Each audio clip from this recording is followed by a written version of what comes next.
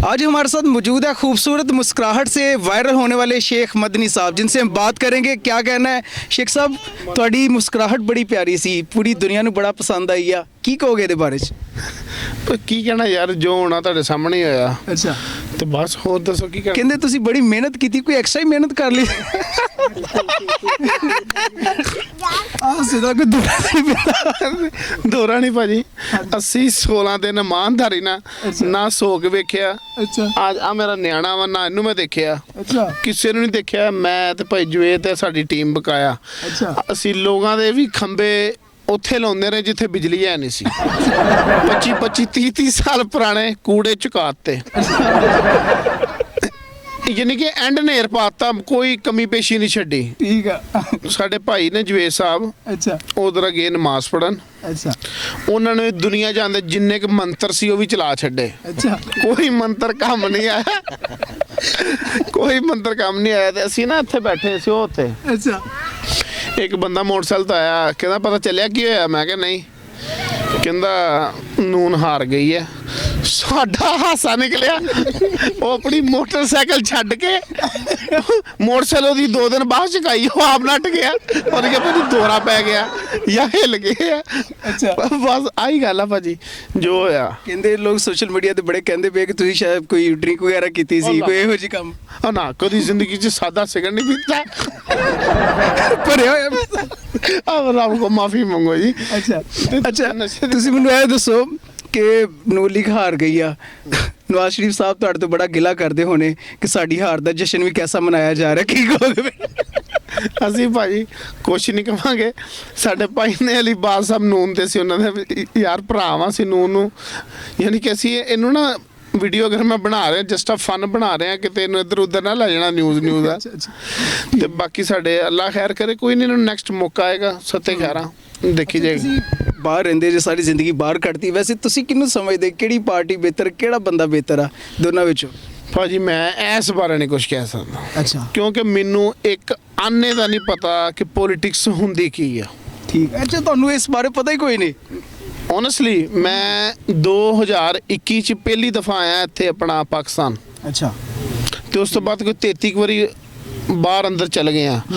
ਮੈਨੂੰ ਹੁਣ ਤੁਸੀਂ ਕਹਿਣਾ ਸਹੁੰ ਤੇ ਖਾਈ ਦੀ ਨਹੀਂ, ਮੈਂ ਤੁਹਾਨੂੰ ਸਿੱਧੀ ਗੱਲ ਦੱਸਾਂ, ਮੈਨੂੰ ਆ ਵੀ ਨਹੀਂ ਪਤਾ ਸੀ ਕਿ ਪੀਟੀ ਇਮਰਾਨ ਖਾਨ ਦੀ ਹੈ ਕਿ ਨੂਨ ਲੀਗ ਨਵਾਜ਼ ਸ਼ਰੀਫ। ਇੱਥੋਂ ਤੱਕ ਮੇਰੇ ਭਾਈ ਨੇ ਰਾਣਾ ਜਵੇਦ ਸਾਹਿਬ, ਉਹ ਕਾਲਾ ਕਰਨ, ਸਿਆਹ ਕਰਨ, ਚਿੱਟਾ ਕਰਨ, ਜੋ ਮਰਜੀ, ਮੈਂ ਉਹਨਾਂ ਦੇ ਮਗਰ ਹੁੰਨਾ। ਉਹਨੇ ਕਿਹਾ ਜੀ ਮਦਨੀ ਸਾਹਿਬ ਇੱਦਾਂ ਜਾਣਾ, ਮੈਂ ਚਲੋ। ਫਿਰ ਐਂਡ ਦੇ ਉੱਤੇ ਨੇ ਕਿਹਾ ਹਾਰ ਗਿਆ, ਮੈਂ ਫਿਰ ਹੱਸਣ ਲੱਗ ਗਿਆ। ਮੈਂ ਕਿਹਾ ਬਹੁਤ ਚੰਗਾ ਕੰਮ ਕੀਤਾ 16 ਦਿਨ, ਨਾ ਇੱਕ ਦੂਜੇ ਨੂੰ ਲੱਭੇ ਨਾ ਕੀਤਾ, ਤੇ ਐਂਡ ਤੇ ਮੈਨੂੰ ਚੁੱਪ ਕਰਕੇ ਸੁਣਾਤਾ ਹਾਰ ਗਏ। ਮੈਂ ਕਿਹਾ ਲੈ ਇਸ ਪੁੱਤ। ਉਸ ਤੋਂ ਬਾਅਦ ਸਾਡਾ ਹਾਸਾ ਚੁੱਕਿਆ।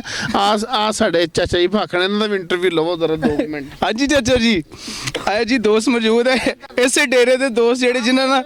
ਹਾਂਜੀ ਚਾਚਾ ਜੀ, ਇਹਦੀ ਜਾਇਜ਼ ਹੀ ਨਹੀਂ ਤੇ ਸਾਰਾ ਡੇਰਾ ਮਾਸ਼ਾਅੱਲਾ। ਹਾਂਜੀ ਭਾਈਜਾਨ, ਹੋਰ ਜੀ ਜਨਾਬ ਕੀ ਕਹੋਗੇ ਤੁਸੀਂ? ਫਿਰ ਤੁਹਾਡਾ ਵੀ ਹਾਸਾ ਸਹੀ ਹਾਲ ਸੀ? ਸਰ ਇਦਾਂ ਸੀ ਵੀ ਭਾਈ ਸੀ, ਜਦੋਂ ਭਾਈ ਹੱਸਣ ਡਿਆ ਪਿਆ ਨਾਲ ਸਾਡਾ ਵੀ ਹਾਸਾ ਨਿਕਲ ਗਿਆ। ਅਸੀਂ ਕਿਹਾ ਪਤਾ ਨਹੀਂ ਸਾਡੇ ਨਾਲ ਹੋਇਆ ਕੀ ਆ। ਇਹ ਤੇ ਅੱਲਾ ਨੂੰ ਪਤਾ ਕੀ ਬਣਿਆ ਸਾਡੇ ਨਾਲ। ਅੱਛਾ, ਗੱਲ ਇਹ ਆ ਵੀ ਅਲੀ ਬਾਦ ਸਾਹਿਬ ਸਾਡੇ ਭਾਈ ਆ ਵੱਡੇ, ਅਸੀਂ ਬਹੁਤ ਮਿਹਨਤ ਕੀਤੀ ਆ, ਤੇ ਇਹ ਆ ਵੀ ਇਹਦਾ ਸਿਲਾ ਅੱਲਾ ਨੇ ਦੇਣਾ ਗਾਂ। ਫਿਰ ਅਸੀਂ ਇਹ ਆ ਵੀ ਇਸ ਮਿਹਨਤ ਕਰਾਂਗੇ ਤੇ ਅੱਲਾ ਤੋਂ ਨਾ ਸਾਨੂੰ ਜਿਹੜਾ ਵਾ ਇਲੈਕਸ਼ਨ ਫੇਰ ਸਾਡਾ ਬਣਾਊਗਾ। ਵੇਖੋ ਨਾ, ਹਾਰ ਕੇ ਬੰਦੇ ਨੂੰ ਮੰਨਣਾ ਚਾਹੀਦਾ ਵੀ ਹਾਰ ਗਏ ਆ, ਠੀਕ ਆ। ਕੋਈ ਨਹੀਂ, 2 ਭਲਵਾਨ ਘੁਲਦੇ ਆ, ਉਹਨਾਂ ਨੇ ਇੱਕ ਨੇ ਢਹਿਣਾ ਤੇ ਹੈ ਹੀ ਆ। ਤੇ ਕੋਈ ਨਹੀਂ, ਮਿਹਨਤ ਕਰਾਂਗੇ, ਫਿਰ ਅੱਲਾ ਖੈਰ ਕਰੇ ਤੇ ਆਪਣੇ ਭਾਈ ਦੇ ਨਾਲ ਮਿਹਨਤ ਕਰਕੇ ਤੇ ਭਾਈ ਅਲੀ ਬਾਦ ਸਾਹਿਬ ਨੂੰ ਜਿਤਾਵਾਂਗੇ ਅੱਲਾ ਦੀ ਰਹਿਮਤ ਨਾਲ। ਦੱਸੋ ਕਿ ਅਲੀ ਬਾਦ ਸਾਹਿਬ ਇਸ ਇਲਾਕੇ ਦੇ ਬੜੇ ਜ਼ਬਰਦਸਤ ਕੈਂਡੀਡੇਟ ਸੀ। ਅਸੀਂ ਇੱਕ ਸੋਸ਼ਲ ਮੀਡੀਆ ਐਕਟਿਵਿਸਟ ਆ, ਸਾਨੂੰ ਪਤਾ ਵਾ ਕੀ ਬਣਿਆ ਉਹਨਾਂ ਦੇ ਨਾਲ। ਆਵਾਮ ਦੇ ਵੋਟ ਨਹੀਂ ਪਏ ਜਾਂ ਕੀ ਬਣਿਆ? ਉਹਨੂੰ ਵਿਚਾਰੇ ਨੂੰ ਵੋਟ ਕਿਉਂ ਨਹੀਂ ਪਿਆ? ਇਹ ਭਾਈਜਾਨ ਵੋਟ ਉਹਨੂੰ ਪੂਰੇ ਪਏ ਆ। ਇਹ ਸੀ ਵੀ ਮਤਲਬ ਜਿੱਦਾਂ ਕੋਈ ਹਵਾ ਨਹੀਂ ਹੁੰਦੀ, ਕੋਈ ਪੀਟੀਆਈ ਦੀ ਹਵਾ ਸੀਗੀ, ਜਿੱਦਾਂ ਕੋਈ ਜਲੂਣ ਸੀਗਾ ਬੀਬੀਆਂ ਨੂੰ, ਉਹਨਾਂ ਨੇ ਵੋਟ ਜਿਹੜਾ ਨਾ ਵੋਟ ਖਮੋਸ਼ ਪਿਆ। ਅੱਛਾ, 6 ਮਿੰਟ 'ਚ ਵੋਟ ਨਹੀਂ ਪਿਆ, ਖਮੋਸ਼ੀ ਦੇ ਵਿੱਚ ਵੋਟ ਲੋਕਾਂ ਪਾਇਆ। ਸਾਨੂੰ ਇਹ ਸੀ ਵੀ ਅੱਲਾ ਦੀ ਰਹਿਮਤ ਨਾਲ ਕੋਈ 2-4 ਹਜ਼ਾਰ ਤੇ ਅਸੀਂ ਪਿੰਡੋਂ ਲੀਟ ਮਾਰਾਂਗੇ। ਅੱਛਾ, ਤੇ ਐਂਡ ਤੇ ਕੋਈ ਸਾਨੂੰ ਸਮਝ ਨਹੀਂ ਆਈ ਕੀ ਬਣਿਆ ਫਿਰ। ਅੱਛਾ, ਹਾਂ, ਤੁਹਾਨੂੰ ਆਈ ਸਮਝ? ਮੈਨੂੰ ਹਾਲੇ ਤੱਕ ਨਹੀਂ ਆਈ ਜੀ, ਓਨੈਸਟਲੀ ਨਹੀਂ ਆਈ। ਅੱਛਾ, ਮੈਨੂੰ ਇੱਕ ਗੱਲ ਦੱਸੋ, ਪੀਟੀਆਈ ਵਾਲੇ ਜਦੋਂ ਹਾਰਦੇ ਨਾ ਤੇ ਜਾ ਕੇ ਟੀ ਚੌਕ ਬਲਾਕ ਕਰ ਦਿੰਦੇ, ਨੱਚ ਕੇ ਕਮਲਿਆ ਕਰ ਦਿੰਦੀਆਂ ਆਪਣੀਆਂ ਬੀਬੀਆਂ ਨੂੰ। ਤੁਸੀਂ ਹਾਰੇ ਜੇ, ਤੁਹਾਨੂੰ ਕੁਛ ਨਹੀਂ। ਅਸੀਂ ਤਾਂ ਤੁਸੀਂ ਕੋਈ ਸ਼ਿਕਵਾ ਨਹੀਂ ਕੀਤਾ ਕਿਸੇ ਦੇ ਨਾਲ? ਅਸੀਂ ਤੇ ਭਾਈ ਜਾਨ ਕਿਸੇ ਨਾਲ ਸ਼ਿਕਵਾ ਨਹੀਂ ਕੀਤਾ। ਵੇਖੋ ਨਾ, ਹਾਰ ਜੋਤ ਤੇ ਬਣੀ ਆ, ਅੱਛਾ, ਹਾਰ ਜੋਤ ਤੇ ਬਣੀ ਆ। ਇੱਕ ਨੇ ਤੇ ਢਹਿਣਾ ਵਾ ਤੇ ਹਰਨਾ ਵਾ। ਇਹ ਆ ਵੀ ਅਸੀਂ ਆਪਣੀ ਮਿਹਨਤ ਪੂਰੀ ਰੱਖੀ ਆ।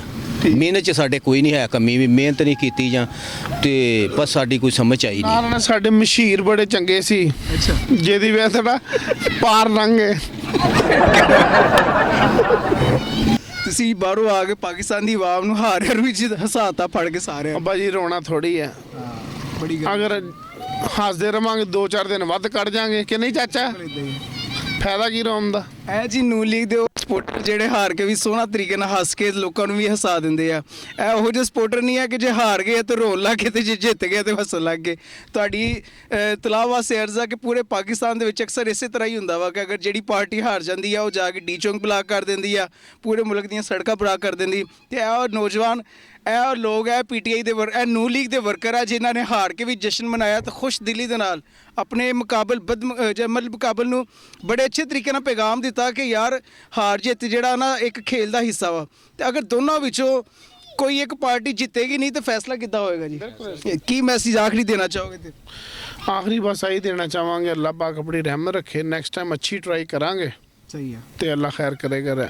ਦੱਸ ਜੀ, ਦੁਬਾਰਾ ਕੋਈ ਇਹੋ ਜਿਹੀ ਹਰਕਤ ਹੋ ਗਈ ਫਿਰ ਨਹੀਂ ਸਪੋਰਟ ਜਿੱਦਾਂ ਹੁਣ ਸੇ ਆ ਉਦੋਂ ਹੱਸ ਕੇ ਡਿੱਗ ਪਵਾਂਗੇ, ਇਹਦਾ ਹੀ ਫਰਕ ਪੈਣਾ ਜੀ। ਬਹੁਤ ਸ਼ੁਕਰੀਆ। ਆਪਣੇ ਮੇਜ਼ਬਾਨ ਨੂੰ ਸਾਬਾ ਮਿਰਜ਼ਾ ਨੂੰ ਇਜਾਜ਼ਤ ਦੀजिएगा। अल्लाह हाफिज़।